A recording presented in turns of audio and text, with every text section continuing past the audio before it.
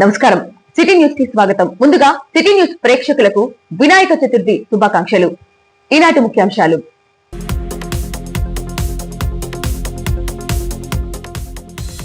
ఇరు కుటుంబాల మధ్య ఘర్షణ, 2 కుటుంబాలపై కేసులు నమోదు చేశామన్న రూరల్ సిఐ ప్రభాకర్ రావు.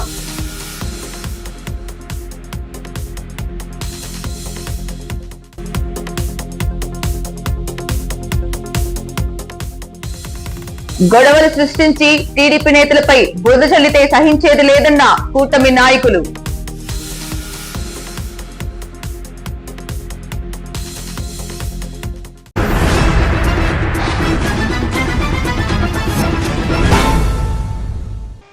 వినాయక చవితి పండుగ సందర్భంగా పట్టణంలోని కొత్తపేట గణేష్ మండపంలో జరిగిన ప్రత్యేక పూజల్లో ప్రభుత్వ చీఫ్ విప్ జీవి ఆంజనేయులు, వారి సతీమణి లీలావతి దంపతులు పాల్గొన్నారు. ఈ సందర్భంగా గణనాథునికి ప్రత్యేక పూజలు నిర్వహించారు. గణేష్ మండపం వద్దకు వచ్చిన జీవి దంపతులను పూజారులు మంత్రోచ్చరణల మధ్య ప్రత్యేక ఆహ్వానం పలికారు. అనంతరం మండపం వద్ద ఉన్న భక్తులకు, నిర్వాహకులకు గణేష్ చతుర్థి శుభాకాంక్షలు తెలియజేశారు. కార్యక్రమంలో నాయకులు, కార్యకర్తలు, భక్తులు పెద్ద సంఖ్యలో పాల్గొన్నారు. అభివృద్ధిలో బొల్లా బ్రహ్మనాయుడు కనిపిస్తున్నాడన్న వైసీపీ నాయకుడు లాయర్ ఎంఎన్ ప్రసాద్ వ్యాఖ్యలను వినుకొండ కూటమి నాయకులు తీవ్రంగా ఖండించారు.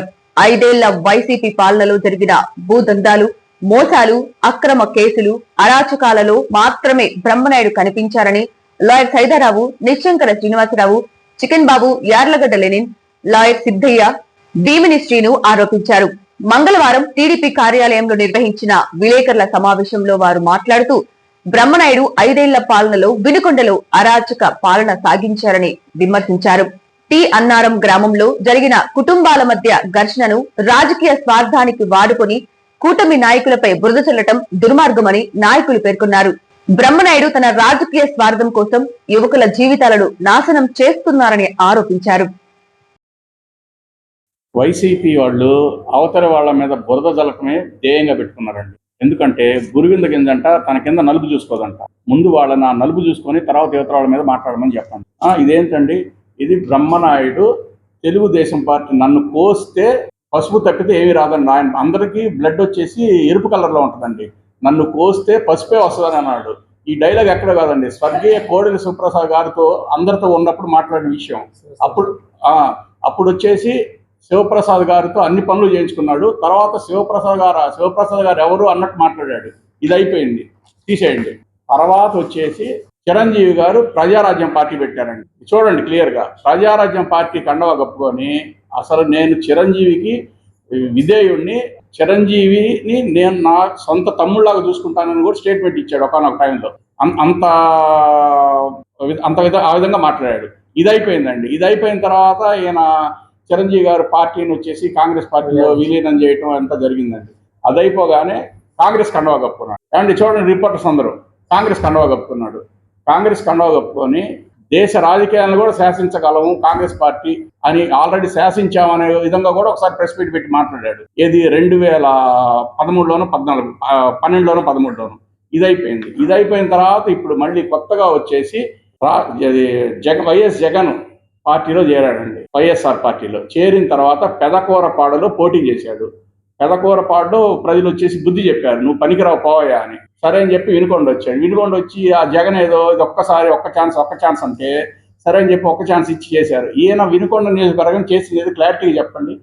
ఎన్ఎస్పి కాలువ రోడ్లు అని చెప్పారు. అవి వచ్చేసి 2019కి ముందు తెలుగుదేశం గవర్నమెంట్లో శాంక్షన్ అయినాయండి. శాంక్షన్ అయిన వాటిని ఎలక్షన్ కోడ్ వచ్చి అయిపోతే తర్వాత వాళ్ళు కంప్లీట్ చేశారు. అది అయిపోయిన తర్వాత ఇప్పుడు వాటర్ స్కీమ్ అంటాడు. వాటర్ స్కీమ్ ఎవరున్నప్పుడు వచ్చినాయండి ఫండ్స్? తెలుగుదేశం పార్టీలో తెలుగుదేశం గవర్నమెంట్లో వచ్చినాయి. అదే అయిపోయింది. సరే ఇక అయిపోయింది. అన్నవరంలో వచ్చేసి ఇద్దరి మధ్య గొడవని దాన్ని రాజకీయంగా పులిమి మరి విధి విధానాలు లేకుండా చేస్తున్నారు. అన్యాయాలు, అక్రమాలు, అత్యాచారాల గురించి బ్రహ్మనాయుడు గారు మాట్లాడుతుంటే నాకు దెయ్యాలు వేదాలు వలిచినట్టుగా అనిపిస్తుంది. ఇదే బ్రహ్మనాయుడు 2009లో ప్రజారాజ్యం పార్టీ అభ్యర్థిగా పోటీ చేస్తే ఆయన సతీమణి ఆదిలక్ష్మి గారు అంటే వినుకొండ మొత్తం తిరిగా బ్రహ్మనాయుడు గారు చిరంజీవి గారు పెట్టిన ప్రజారాజ్యం పార్టీలో నిలబడ్డాడు. రైలు గుర్తు మీద ఓటేయండి, గెలిపేయండి, నేను ఏదో ఉద్ధరిస్తాడని చెప్పా. అదంతా మర్చిపోయాడు. నేను పవన్ కళ్యాణ్ గారు ఆశయానికి నచ్చి జనసేన పార్టీలు తిరుగుతూ పార్టీ ఆఫీస్ పెడితే నా పార్టీ ఆఫీస్ ముందే ఏది గతంలో నా అమ్మడి తిరిగాడు కుర్రోడు నాకు హెల్ప్ చేశాడని కూడా మర్చిపోయి నా పార్టీ ఆఫీస్ ముందు ఇంటింటికి వైఎస్ఆర్ గడప గడప వైఎస్ఆర్ అనే ప్రోగ్రాం పెట్టి పార్టీ ఆఫీస్ ముందు కావాలని పార్టీ ఆఫీస్ కనపడకుండా ఫ్లెక్సీలు కట్టి ఆ ఫ్లెక్సీ తీస్తే నేను ఎస్ఐని సిఐని నా దగ్గర పంపించి నన్ను అక్రమంగా పోలీస్ స్టేషన్లు బంధించి ఏది సాయంత్రం 8 గంటల నుంచి అర్ధరాత్రి 12 బంధించి నన్ను భౌతికంగా సిఐ చేత బూటు కాలుతో దండించి అదే సిఐ నాతో అన్నమాటలేదు తెలుసా, నేను ఒక ఎస్సీని, నా వెనక బ్రహ్మనాయుడు ఉన్నాడు, నేనేం చేయగలను నీకు తెలుసు అని చెప్పి నా కులాన్ని తిట్టాడు, నా తల్లిని తిట్టాడు, నన్ను పవన్ కళ్యాణ్ అందరిని తిట్టి 12 గంటల దాకా నిర్బంధించి నా మీద 2 సెక్షన్లు. నాతో పాటు అర్ధరాత్రి 10 నుంచి 1500 మంది జన సైనికులు మా నాయకుని విడుదల చేయండి అని చెప్పి బయట ధర్నా చేస్తే డ్యూటీలో ఉన్న కానిస్టేబుల్కి విధుల నిర్వహణకు ఆటంకం కలిగించానని చెప్పి ఒక 21 మంది మీద కేసులు. అంతటితో ఆగాడా? మళ్ళీ తర్వాత తెలుగుదేశం పార్టీ నాయకులు రెచ్చగొట్టి ఈయన అంటాడు కదా, నేను పల్నాడు బ్రహ్మనాయుడు అంశని మీసాలు తిప్పటం తోడగొట్టడం. పల్నాడు బ్రహ్మనాయుడు నిజంగా చాపుకుడి సిద్ధాంతాన్ని తెచ్చాడు, కులం మతం ప్రాంతం లేకుండా అందరిని కలుపుకొంపాడు. ఆయన పేరు చెప్పుకొని అక్కడ ఉన్న టీడీపీ నాయకులు రెచ్చగొట్టి గాలిలో కాల్పులు జరిపించి అంతటితో ఆపావా? పోలీస్ చేతిలో లాఠీలు తీసుకొని మీరే ఒక రౌడీలాగా గూండాల్లాగా అధికార మతంతో టీడీపీ నాయకులు ఎలా కొట్టారు రాష్ట్రం మొత్తం చూసింది. అంతటితో ఆగారా? మాకు #ఫెయిల్యూర్ ఆఫ్ జగనన్న కాలని పవన్ కళ్యాణ్ రాష్ట్ర వ్యాప్తంగా ఒక కార్యక్రమం చేయమంటే అప్పుడు బాగా వర్షం పడింది, జగన్ నీళ్ళు మొత్తం నీళ్ళమైతే వాటిని గురించి తీసి ఫోటోలు తీసి పెట్టమంటే మేము కార్లు వేసుకొని ఊరు బయట జగన్మోహన్ రెడ్డి పేరుతో మన బ్రహ్మనాయుడు గారు ఇక్కడ ఇల్లు కట్టాడు కదా, అవన్నీ నీట మునిగితే ఇవంతా ఫేకు, ఇక్కడంతా ఏం లేదని చెప్పడానికి నేను పోతే మళ్ళీ 6 మీద ఇనుకొండలో 144 సెక్షన్ అమల్లో ఉండగా నిబంధనలు బ్రేక్ చేసి కార్లు వేసుకుంటూ పోయాడని చెప్పి మళ్ళీ 6 మీద 2 కేసులు. నువ్వా అన్యాయాల అక్రమాల గురించి మాట్లాడతావు? ఏదో జగన్మోహన్ రెడ్డి నేను విన్నాను, మాట తప్పును మడం తిప్పను, రాజన్న రాజ్యం తెస్తాను, ఒక్క ఛాన్స్ అని రాష్ట్రంలో ఆయన్ని ఒక్కసారి ఎమ్మెల్యేగా కావాలి, ఆయన కాళ్ళు గడ్డాలు పట్టుకుంటే ఇక్కడ నిన్న ఒకసారి గెలిపిస్తే 30 సంవత్సరాలు ఈ రాష్ట్ర అభివృద్ధిని వెనక్కి తీసిపోయారు. అన్నదమ్ముల మధ్య గొడవలు పెట్టారు, మొగుడు పిల్లల మధ్య గొడవ పెట్టారు, ఇరుగు పొరుగు వారి మధ్య గొడవ పెట్టి ఎవరిని ప్రశాంతంగా ఉండనిచ్చారు? జీవితంలో ఈ జన్మలో మళ్ళీ గెలిపించకూడదు అన్నట్టుగా ప్రజలు తీర్పిచ్చారు. అందుకు ప్రతీకారమే 150 సీట్ల నుంచి 11 స్థానాలు పడిపోయారు. ఇక్కడ బ్రహ్మనాయుడు కూడా ఆలోచించుకోవాలా. ఇప్పటివరకు మనం ఎంతోమంది ఎమ్మెల్యేలను చూసాం. 28,628 ఓట్లతో 2019 గెలిచిన నువ్వు 24లో జరిగిన ఎన్నికల్లో 30,228 ఓట్లు పోయింది, దాదాపు 60,000 ఓట్లు తోడిపోయామంటే ప్రజలు ఎంత ఏ స్థాయిని అసహించుకున్నారో అర్థం చేసుకోవాలి. ఇప్పటికైనా బుద్ధి మార్చుకో. స్కూల్కి వెళ్ళే విద్యార్థులకు మీరు ఇచ్చారండి, మీరేమి ఇచ్చారు? అమ్మఒడి పథకం కింద ఇంట్లో ఎంతమంది పిల్లలను ఒక్కరికే మీరు డబ్బులు ఇచ్చారు, మీరు ఒక్కరికే ఇచ్చారు డబ్బులు. అంటే ఒక ఇంట్లో 2-3 ఉంటారు, ఒకరికి ఇస్తారు, మరి మిగిలిన ఏం కావాలా? ఒక తల్లికి 2 పిల్లలు ఎంతమంది ఉంటే ఒక్కో పిల్లకి ఒక విధి ఒకరికి ఇస్తే ఒకళ్ళేం గవర్నమెంట్ స్కూల్ చదివి ఒక ప్రైవేట్ స్కూల్ చదివితే తల్లి ఒక పిల్లగాడి కంట్లో సున్నం ఒక అడుగుంట్లో మరి బెల్లం పెడతారా? అందుకనే కదా చంద్రబాబు గారు కానీ పవన్ కళ్యాణ్ గారి ఒక లోకేష్ గారు వాళ్ళు స్పష్టంగా చెప్పారు, ఒక తల్లికి ఎంతమంది బిడ్డలు ఉంటే అంతమంది సమానమే, ఎంతమంది ఉంటే అంతమందికి తల్లికి 100 15 ఇస్తారన్నా ఇచ్చామా లేదా? ఒక ఇంట్లో 11 మంది కూడా ఇచ్చాం. మాది మోసమా మీది మోసమా? ఇంటింటికి దీపం పథకం కింద 3 సిలిండర్లు ఇస్తారని ఇచ్చి చూపించాం. 2019, 2024 5 సంవత్సరాల కాలంలో ఈ రాష్ట్రంలో వైసీపీ ప్రభుత్వం జగన్ ముఖ్యమంత్రిగా పరిపాలన చేశారు. ప్రజలందరూ కూడా ఆ పరిపాలనని దూషించారు. ఇది నియంత పరిపాలన, ఈ రాష్ట్రంలో నియంత పరిపాలన సాగింది 5 సంవత్సరాలు. ఎవరికి ఏ విధమైన ప్రయోజనం జరగలేదు, అందరి మీద దాడులు జరిగినవి, ఆస్తుల పరంగా నష్టపోయారు. అందుకనే 11 సీట్లకి వైసీపీ పార్టీని ఈ రాష్ట్ర ప్రజలు పరిమితం చేసినటువంటి పరిస్థితి. ఇది గుర్తుంచుకోవాలి. అలా వైసీపీ నాయకులు అనేక సందర్భాల్లో చంద్రబాబు నాయుడు గారిని, లోకేష్ గారిని, స్థానికంగా ఉన్నటువంటి మల్లికార్జున గారిని, మరి సిపిప్గా ఉన్నటువంటి ప్రీతమ మా నాయకులు జీవి ఆంజనేయులు గారి గురించి విమర్శలు చేస్తూ ఉన్నారు. ఇక్కడ ఎవరికైనా మాట్లాడేటువంటి స్వతంత్రం రాజ్యాంగంలోని ఆర్టికల్ 19 కల్పించింది. విమర్శ, సద్విమర్శ అవి పబ్లిక్ యాక్సెప్టబుల్గా ఉండాలి. నోటికి వచ్చినట్లుగా మరలా ఇంకొకసారి మేము ఏ విధంగా అయినా సరే అధికారంలోకి రావాలి, మాకున్నటువంటి అధికారం మరి జారిపోయింది, ఈ రాష్ట్రాన్ని మరలా మేము పరిపాలించాలనేటువంటి ఒక ఆలోచనతోటి ఇలా తెలుగుదేశం పార్టీ మీద అనేక రకాలైనటువంటి బురదలు చల్లడానికి ఇక్కడ ఉన్నటువంటి స్థానికంగా ఉన్నటువంటి బొల్లా బ్రహ్మనాయుడు, ఆయన నాయకత్వంలో ఉన్నటువంటి అధికార ప్రతినిధి, ఇలా అధికార ప్రతినిధిగా వ్యవహరిస్తున్నటువంటి మరి ఎంఎన్ ప్రసాద్ అనేటువంటి లాయర్ గారు, మరి ఆయన కింద ఉన్నటువంటి కొంతమంది నాయకులు ఇలా ప్రెస్ మీట్లు పెట్టి అనేక రకాలైనటువంటి విమర్శలు చేస్తూ ఉన్నారు. ప్రజలందరూ కూడా చూస్తూ ఉన్నారు మీ యొక్క విమర్శల్ని. ఇవాళ ఉన్నటువంటి ప్రభుత్వం చేస్తున్నటువంటి పరిపాలన ఏంటి, ఇలా ప్రజలకు చేకూరుతున్నటువంటి ఉపయోగాలు ఏంటి, ఈ రాష్ట్రం ఏ విధంగా అభివృద్ధిలో దూసుకుపోతూ ఉంది అనేటువంటి విషయాన్ని ప్రజలు గమనించడంలో ఏ విధమైనటువంటి సందేహం లేదు. మీరు మరొకసారి అధికారంలోకి రావాలనేటువంటి కళలు అనేటువంటి కళ్ళగానే మిగిలిపోతాయి. కానీ మరొకసారి మీ యొక్క పరిపాలన చూసినటువంటి ఈ ఆంధ్ర రాష్ట్ర ప్రజలు ఎవరూ కూడా మీకు అధికారం ఇవ్వడానికి ఎవరు కూడా సాహసించే పరిస్థితి దగ్గర దాపుల్లో లేదు అని చెప్పి నేనైతే స్పష్టంగా తెలియజేస్తూ ఉన్నాను.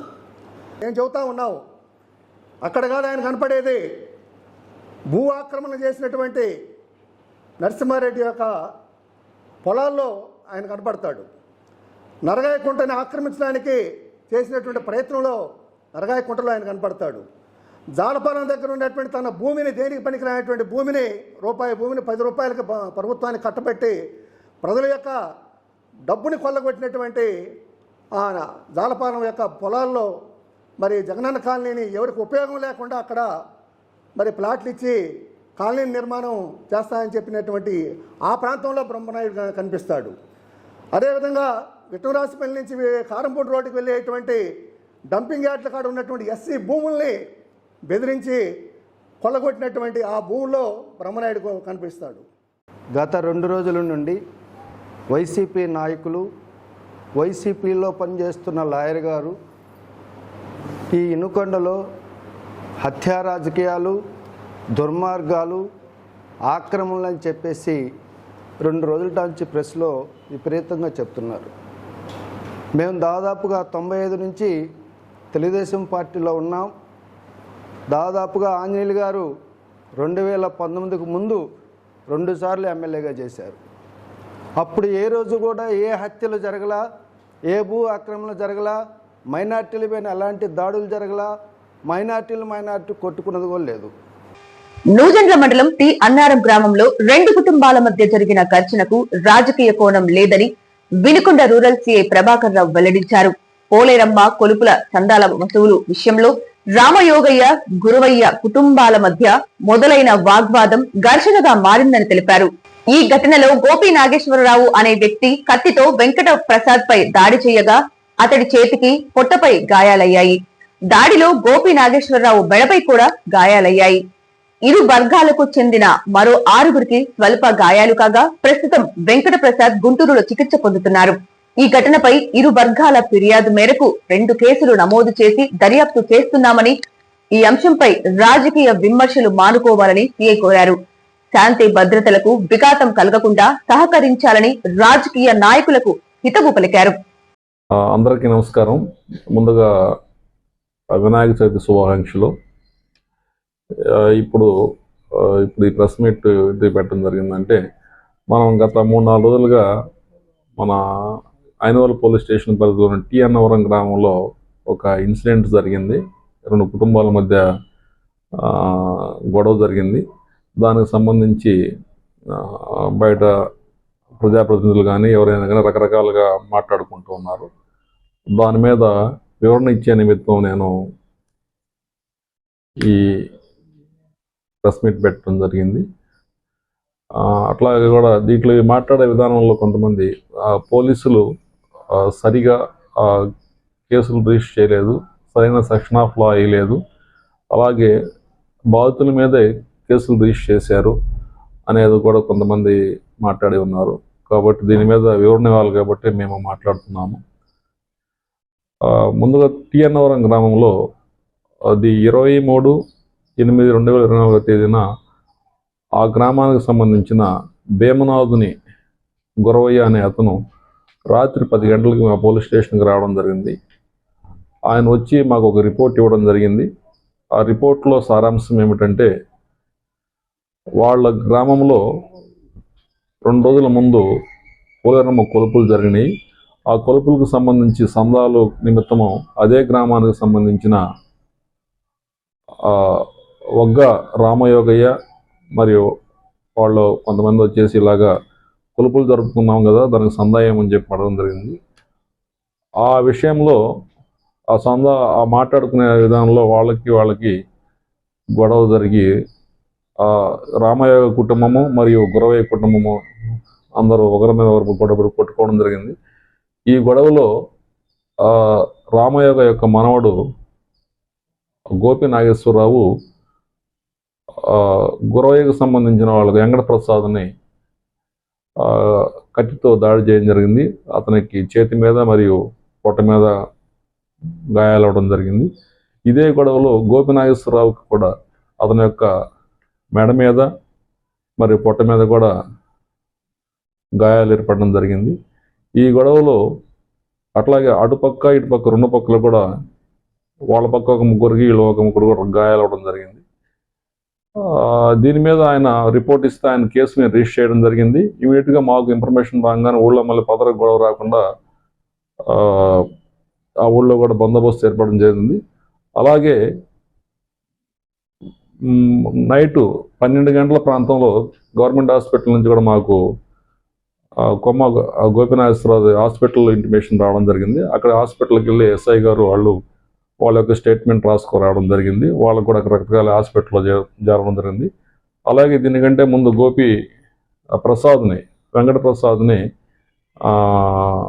అతను కొద్దిగా బలమైన గాయాల వల్ల జీజీహెచ్ లేదా రమేష్ హాస్పిటల్ గుంటూరుకి రెఫర్ చేయడం జరిగింది.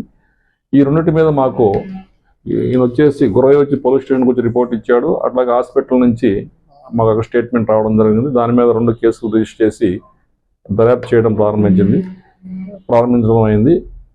యాజ్ పర్ వాళ్ళు ఇచ్చిన స్టేట్మెంట్ ప్రకారము మేము కేసులు section of law apply register చేయడం జరిగింది. అట్లాగే మేమెవరు కూడా బాధితుల మీద కేసు రిజిస్టర్ చేయడంలో ఇద్దరికి కూడా గాయాలు అవ్వడం వల్ల అక్కడ నుంచి హాస్పిటల్ ఇంటిమేషన్ రావడం జరిగింది. వాళ్ళ స్టేట్మెంట్ రాసి కేసు రిజిస్టర్ చేయడం జరిగింది. ఇప్పుడు ఇక్కడ నుంచి ఆయన వచ్చి పోలీస్ స్టేషన్కి వచ్చి రిపోర్ట్ ఇవ్వడం జరిగింది. 2 కేసులు రిజిస్టర్ చేసాము. దర్యాప్తు జరుగుతూ ఉంది. అలాగే ఇప్పుడు ఏదైతే వాళ్ళ యొక్క గాయాలకు సంబంధించి మనకి ఓన్ సర్టిఫికేట్స్ డాక్టర్స్ దగ్గర నుంచి వస్తాయి. ఆ సర్టిఫికేట్స్ రాగానే మేము ఫర్దర్గా ఇన్వెస్టిగేషన్లో సెక్షన్ ఆఫ్ లా ఏమేమి వస్తుందో అవన్నీ కూడా వచ్చి చేసి కేసు రిజిస్టర్ మళ్ళీ ఫర్దర్గా సెక్షన్ ఆఫ్ లా అప్లై చేయడం జరుగుతుంది. లీగల్గా పోయి దాంట్లో అరెస్ట్ కూడా చేస్తాము. చట్టం ప్రకారం అన్ని చర్యలు తీసుకుంటాము. ముఖ్యంగా ప్రజాప్రతినిధులకు నేను చెప్పేది ఏంటంటే, అది గ్రామంలో 2 కుటుంబాల మధ్య చందాల విషయంలో జరిగిన గొడవ.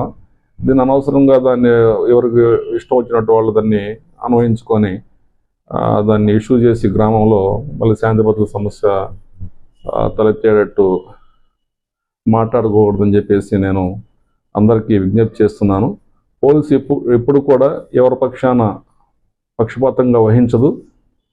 మేము చట్టం ప్రకారం ఎటువంటి చర్యలు అయితే ఉంటాయో అవన్నీ చేస్తాము. ఎవరు ఇన్ఫ్లుయెన్స్ కింద ఏమి పనిచేసేది ఏముండదు. ఇదంతా డిజిటల్ యుగము. ఇప్పుడు హాస్పిటల్లో ఆయనకి సివియర్ ఇంజరీస్ ఉంటే డాక్టర్ గారి సర్టిఫికేట్ వస్తుంది. ఆ సర్టిఫికేట్ ప్రకారం మేము ఫర్దర్గా ఏమైతే లీగల్ సెక్షన్స్ వస్తే అన్ని వేసి కూడా మేము కేసు ముందుకు తీసుకెళ్తాం. కాబట్టి దయవుంచి ప్రజాప్రతినిధులందరూ కూడా గ్రామాల్లో మంచి శాంతియుత వాతావరణం ఉండే విధంగా మీరు కూడా సమన్వయం పాటించాలి. ఫ్యాక్ట్ ప్రకారమే మాట్లాడి గొడవలు లేకుండా చూడాల్సిందిగా కోరుతున్నాము. పోలీసులు ఇట్టి పరిస్థితుల్లో కూడా ఎవరి యొక్క ప్రోద్బలంతోనో లేకపోతే పక్షపాతంగానో కేసులు రిజిస్టర్ చేయడము మరియు సెక్షన్ ఆఫ్ లా మార్చడం అనేది జరగదు. ప్రొసీజర్ ప్రకారము చట్టం ప్రకారము ఏమున్నాయో అవే చేస్తాము. కాబట్టి అందరూ కూడా ఉన్న యథార్థాన్ని బట్టి సమన్వయంతో ఎటువంటి గ్రామాల్లో రెచ్చగొట్టే విధానంగా అట్లాగా మాట్లాడకుండా ఉండవలసిందిగా అందరికీ విజ్ఞప్తి చేస్తున్నాను. Thank you. గీతాంజలి స్కూల్స్ విద్యార్థులు వినాయక చవితి వేడుకలను పురస్కరించుకొని గణపతి రూపంలో వేసిన మానవహారం విశేషంగా అలరించింది. ఈ సందర్భంగా ఏర్పాటు చేసిన కార్యక్రమంలో ప్రిన్సిపల్ తేళ్ల కృష్ణవేణి మాట్లాడుతూ, చిన్నారులకు ఎంతో ఇష్టమైన పండుగలో వినాయక చవితి ఒకటి అని, ఈ పండుగని ప్రతి ఒక్కరూ సంతోషంగా జరుపుకుంటారని, అందుకే చిన్నారుల ఆనందం కోసం ఈ గణపతి మానవహారం ఏర్పాటు చేశామని అన్నారు. కార్యక్రమంలో విద్యార్థులు, ఉపాధ్యాయులు, తల్లిదండ్రులు పాల్గొన్నారు. వినాయక చవితి పండుగ సందర్భంగా బొల్లాపల్లి ఎస్ఐ బాలకృష్ణ మండల ప్రజలకి శుభాకాంక్షలు తెలిపారు. ఈ సందర్భంగా ప్రజలు శాంతియుతంగా భక్తి శ్రద్ధలతో పండుగను జరుపుకోవాలని ఆయన కోరారు. వినాయక మండపాల వద్ద ఎలాంటి గొడవలు, అల్లర్లు లేకుండా పండుగను జరుపుకోవాలని ఎస్ఐ బాలకృష్ణ ప్రజలకు సూచించారు. వినాయక నిమజ్జనాల సమయంలోనూ శాంతి భద్రతలకు ప్రాధాన్యత ఇవ్వాలని, డీజేలు, బాణసంచాలు వంటి వాటికి దూరంగా ఉండాలని కోరారు. అలాగే నిమజ్జన ఊరేగింపుల్లో ఎలాంటి గొడవలు లేకుండా ప్రశాంతంగా నిర్వహించుకోవాలని సూచించారు. ఏదైనా సమస్య లేదా ఇబ్బంది ఎదురైతే తక్షణమే పోలీసులకు తెలియజేయాలని ఎస్ఐ బాలకృష్ణ ప్రజలకు భరోసా ఇచ్చారు. అందరికీ నమస్కారం అండి. నేను మీ బొల్లాపల్లి ఎస్ఐని మాట్లాడుతున్నాను. ముందుగా అందరికీ కూడా వినాయక చవితి శుభాకాంక్షలు. అయితే ఈ వినాయక చవితి పర్వదిన సందర్భంగా ఎవరు కూడా ఎటువంటి గొడవలు జరుపుకోకుండా అందరూ కూడా సామరస్యపూర్వక వాతావరణంలో ఈ వినాయక చవితి వేడుకలను జరుపుకోవాల్సిందిగా తెలియజేస్తున్నాము. అదేవిధంగా ఎవరు ఎటువంటి గొడవలకు పాల్పడిన వారిపైన చట్టరీత్యా కఠినమైన చర్యలు తీసుకుంటామని కూడా తెలుపుతున్నాము. ఈ వినాయక చవితి పర్వదినాలుగా ఊరేగింపుల సమయంలో కానీ ఏదన్నా ఇబ్బందికర పరిస్థితులు ఎవరికైనా వస్తే మాకు వెంటనే మా పోలీసు వారికి సమాచారం ఇవ్వండి. మేము త్వరితగతిన అందరం కూడా అందుబాటులో ఉంటాము. ఏదైనా సమస్య వస్తే మా దృష్టికి తీసుకురండి. అంతేకాని ప్రజలెవరూ కూడా ఒకరితో ఒకరు గొడవపడి ఆ గొడవను పెద్ద చేసుకొని ఇబ్బంది పడే విధంగా చేసుకోకండి. ఈ వినాయక చవితి పర్వదినాన్ని అందరూ కూడా భక్తి ప్రబద్ధులతో చేసుకోండి, కానీ ఎటువంటి ఇబ్బందికర పరిస్థితులు కలగజేసుకోకూడదని అందరికీ తెలియజేస్తూ మరొకసారి వినాయక చవితి పర్వదినాన అందరికీ కూడా శుభాకాంక్షలు తెలియజేస్తాను. వినుకొండ పట్టణంలోని న్యూ లైఫ్ చర్చి సంఘ కాపరి కొత్త డేవిడ్ మరియు పాస్టర్ల సంఘ నాయకులు మల్లెల రోషన్ కుమార్ ఆధ్వర్యంలో పాస్టర్ల లీడర్ల సమావేశం జరిగింది. ఈ సమావేశానికి వినుకొండ నియోజకవర్గంలోని 5 మండలాల నుంచి పాస్టర్లు, సంఘాల నాయకులు హాజరయ్యారు. సెప్టెంబర్ 16న చలో వినుకొండ కార్యక్రమం నిర్వహించాలని నిర్ణయించారు. ఈ సమావేశంలో ప్రముఖ సామాజికవేత్త డాక్టర్ గొల్లమూడి రాజాసుందర్ బాబు మాట్లాడుతూ క్రైస్తవ మిషనరీలు భారతదేశ అభివృద్ధికి చేసిన కృషిని వివరించారు. చర్చీలు, పాస్టర్లపై దాడులు రాజ్యాంగ విరుద్ధమని ఖండించారు. ఒడిశా, మణిపూర్ వంటి రాష్ట్రాల్లో క్రైస్తవులపై జరిగిన దాడులను ఆయన గుర్తు చేసుకుంటూ ఆంధ్రప్రదేశ్ లో కూడా ఇటీవల పాస్టర్ ప్రవీణ్ పగడాల మరణం తర్వాత దాడులు పెరిగాయని ఆందోళన వ్యక్తం చేశారు. ఎస్సీ ఎస్టీ చట్టం మాదిరిగానే క్రైస్తవుల రక్షణకు ప్రత్యేక చట్టం తీసుకురావాలని ప్రభుత్వాన్ని డిమాండ్ చేశారు. అలాగే ప్రభుత్వం ప్రకటించిన 5,000 రూపాయల గౌరవ వేతనం అందరికీ అందడం లేదని, దాన్ని 25,000 రూపాయలకు పెంచాలని కోరారు. చలో వినుకొండ కార్యక్రమాన్ని విజయవంతం చేసి తమ ఐక్యతను చాటాలని పాస్టర్లు కోరారు. నా పేరు డాక్టర్ గోళ్ళమూడి రాజాసుందర్ బాబు, సామాజికవేత్త, అలాగనే జాతీయ స్థాయి క్రైస్తవ నాయకుడిగా ఉన్నాను. ఈ భారతదేశంలో సువార్త ప్రేరణ క్రైస్తవ మిషనరీలు ఎన్నో గొప్ప ఘనమైన కార్యాలు చేశారు. భారతదేశంలో సామాజిక, ఆర్థిక, రాజకీయ, సాంస్కృతిక రంగాల్లో వారు విద్యను ఇచ్చి, వైద్యాన్ని ఇచ్చి సమూలమైన మార్పులు తీసుకొచ్చారు. అటువంటి సువార్తకి లేక క్రైస్తవ మిషనరీలకి, అలాగనే క్రైస్తవులకి, పాస్టర్లకి, దైవ సేవకులకి గత 2 దశాబ్దాలుగా చాలా తీవ్రమైన అడ్డంకులు కల్పిస్తున్నారు. సువార్తను అడ్డుకుంటున్నారు, చర్చీల మీద దాడులు చేస్తున్నారు, పాస్టర్లను చంపేస్తున్నారు. ఉదాహరణ, కుకీ క్రైస్తవుల్ని 65,000 మందిని చంపేశారు మణిపూర్లో. అలాగనే గ్రహాం స్టీవెన్సన్ గారిని కూడా చంపేశారు. ఆయన కుమారులు కూడా సజీవ దహనం చేశారు. అలాగనే ఈ మధ్యన పాస్టర్ ప్రవీణ్ పగడాల్ గారు కూడా ఆంధ్రప్రదేశ్లో చనిపోవటం కూడా చాలా దురదృష్టకరం. అంతేకాకుండా పగడాల ప్రవీణ్ గారు చనిపోయిన తర్వాత కూడా ఆంధ్రప్రదేశ్ రాష్ట్రంలో 2, 3, 4 జిల్లాల్లో చాలా ఘోరంగా మరి దాడులు జరిగినాయి. చర్చి జరుగుతుంటే చర్చిల్లో కూడా వెళ్ళి ఆటంకాలు కల్పించారు. పాస్టర్ల మీద తప్పుడు కేసులు పెట్టారు. ఘోరం జరుగుతుంది కాబట్టి పాస్టర్లు, అలాగనే చర్చీలు, అలాగనే క్రైస్తవుల యొక్క రక్షణ కోరుతూ ఒక చట్టం కోసం మేము ప్రయత్నం చేస్తున్నాం. నా పేరు కొత్త డేవిడ్. నేను వినుకొండ నియోజకవర్గాన్ని ఏఐసిసి ప్రెసిడెంట్ని. ఈరోజు మరి క్రైస్తవుల మీద జరుగుతున్నటువంటి దాడులను మరి ఖండిస్తూ ఈరోజు ఇందిరానగర్లోనే న్యూ లైఫ్ చర్చిలో పాస్టర్లు 5 మండలాల్లో ఉన్నటువంటి నాయకులు, దైవ సేవకులందరూ కూడా సమావేశమయ్యాం. దీని ముఖ్య కార్యాచరణ ఏంటంటే సెప్టెంబర్లో 16వ తేదీన మంగళవారము ఉదయకాలంలో మరి వినుకొండలోని జిప్సీ చర్చిలో మరి భారీ ఎత్తున సంఘాలు, సేవకులు, పెద్దలు, 5 మండలాల్లో ఉన్నటువంటి సేవకులు, సంఘాల్లో ఉన్నటువంటి విశ్వాసులు, దైవ సేవకులు అందరూ కూడా కలిసి జిప్సీలో మరి మీటింగ్ ఏర్పాటు చేయడం జరిగింది. 16వ తేదీన జరిగిన ఆ మీటింగ్కి ఈ నియోజకవర్గంలో ఉన్నటువంటి దైవ సేవకులు, విశ్వాసులు, పెద్దలందరూ కూడా హాజరవుతారు. ఆ అనంతరం మీటింగ్ అయిపోయిన అనంతరం అందరూ కూడా మరి ఎంఆర్ఓ ఆఫీస్ వరకు కూడా ర్యాలీతో రావడం జరుగుతుంది. ఆ తదుపరి ఎంఆర్ఓ గారికి వినతి పత్రం సమర్పిస్తాం. ఎందుకంటే క్రైస్తవుల మీద, సేవకుల మీద, చర్చిల మీద జరుగుతున్నటువంటి దాడుల విషయంలో ఎంఆర్ఓ గారికి మరి వినతి పత్రం ఇవ్వడం జరుగుతుందని మనవి చేస్తున్నా. దాని కొరకు అందరూ కూడా సిద్ధపడాలని మనవి చేస్తూ, ప్రభునామ స్తోత్రం. మన వినుకొండ నియోజకవర్గం యావత్ క్రైస్తవ సంఘాలకు, పాస్టర్ గారులకి, నాయకులకు, సంఘ పెద్దలకు, క్రైస్తవులందరికీ, విశ్వాసులందరికీ ప్రేమపూర్వకమైన ఆహ్వానం అందజేస్తున్నాం. విషయం ఏంటంటే, మన మధ్యలోకి దేవుడు పంపినట్లుగా డాక్టర్ గోళ్ళమూడి రాజసుందర్ బాబు గారు వచ్చారు. వీరు వారి జీవితంలో క్రైస్తవులను కాపాడే అనేకమైనటువంటి చట్టాలు, ఎస్సీ, ఎస్టీ, బీసీ కాపాడే చట్టాలు తీసుకొచ్చారు. ఒక 5 చట్టాలు తెచ్చారు ప్రభుత్వం దగ్గర నుంచి. వాటి గురించి వివరంగా మీకు రేపు 16వ తారీఖు సెప్టెంబర్ నాడు, మంగళవారం నాడు జరుగుతున్నటువంటి జిప్సీ చర్చిలో మీటింగ్లో వివరించడం జరుగుతుంది. అయితే ఇప్పుడు వీరు ఈ పెద్దలు పోరాడుతున్నటువంటి పోరాటం ఏంటంటే, ఈ పోరాటానికి మనం అందరం కూడా చేయగలపాల్సిన బాధ్యత ఉంది. అలనాడు ఎస్తేరమ్మకి, ముద్దుకైకి చేయగలిపినట్టు మనం కలపాల్సిన సమయం దగ్గరికి వచ్చింది. కనుక క్రైస్తవ సమాజానికి కీడు జరుగుతుంది, అది అందరికి మీకు తెలుసు, ఏ కోణంలో జరుగుతుందో తెలుసు. కనుక వాటన్నిటినీ అదుపు చేయడానికి, క్రైస్తవులను కాపాడే చట్టాన్ని తీసుకురావడానికి మరి డాక్టర్ గోళ్ళపూడి రాజసుందర్ బాబు గారు ముందుకు వచ్చారు.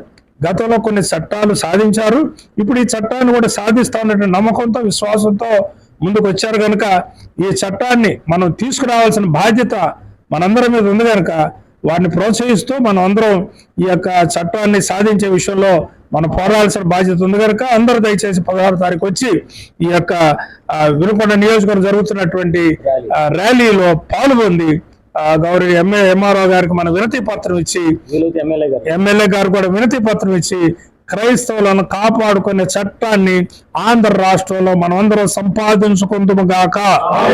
God bless you all. Thank you so much sir.